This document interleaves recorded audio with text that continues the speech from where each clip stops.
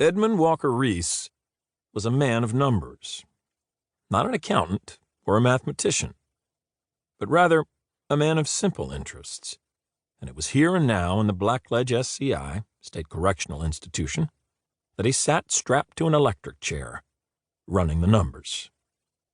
3 guards walked him here. They passed 7 other prisoners on death row, each in his own cell. There would be 1 executioner, too. An anonymous man who would throw the switch, the man who would end Edmund Reese. It was 10 p.m. on a Tuesday, 2nd Tuesday in March, 1990. Time, after all, was a number, too. But there were details he did not yet know, and so he asked the older guard who was slitting Edmund's prison jumper up the calf to make room for the electrodes. The leg had already been shaved that morning right before Edmund Walker Reese, Eddie to his friends, of which he had none, ate his last meal, a simple bowl of wholesome chicken noodle soup. The older guard, a man named Carl Graves, had sideburns so gray and wispy they were like bits of fog clinging to his jowls. Though the top of his hair was dark, not yet taken by age and drained of color. He was in his 40s, maybe early 50s. It was hard to tell. A whiff of sourness on his breath. Cheap whiskey, Walker thought. Carl was never drunk, not really, but he was always drinking. Smoking, too, though here the whiskey seemed to mask the smell. The drinking was why Graves always seemed to hover somewhere between weary and angry. But the whiskey made him honest, too, and that's why Edmund liked him. As much as he could like anybody, anyway. Reese chided the guard, slicing the leg of his jumpsuit. "Be careful of my left leg. There's an injury there." "That's where the girl got you?" Graves asked. But Reeves didn't answer. Instead, he said, "Tell me more. More numbers. How many volts in the chair?"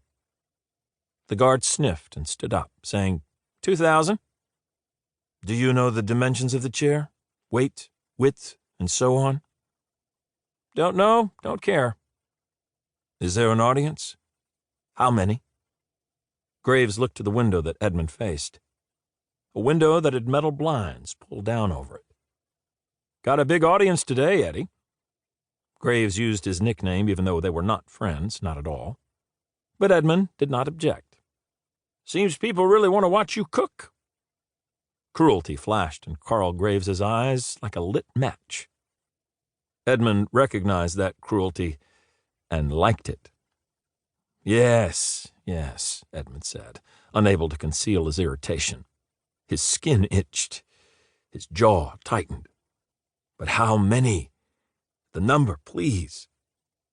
"Behind the window, 12. 6 private citizens invited at the behest of the warden and the governor, and 6 journalists." "Is that all?" "There are more watching on closed-circuit TV."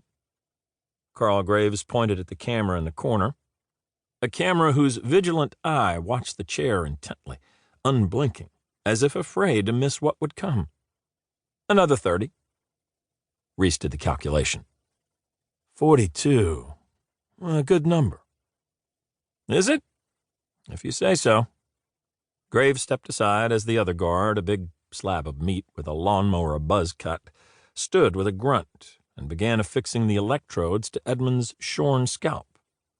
Carl sniffed. "You know, you're special." "I am special," Edmund thought. He knew it to be true, or did once. Now he wasn't so sure. He'd once had a mission, been given life and light and a quest. A sacred quest, he was told. Blessed, consecrated, holy and unholy in equal measure. And yet, if that were true, why was he here? Caught like a fly in a slowly closing hand. Foiled at number 5. Only number 5.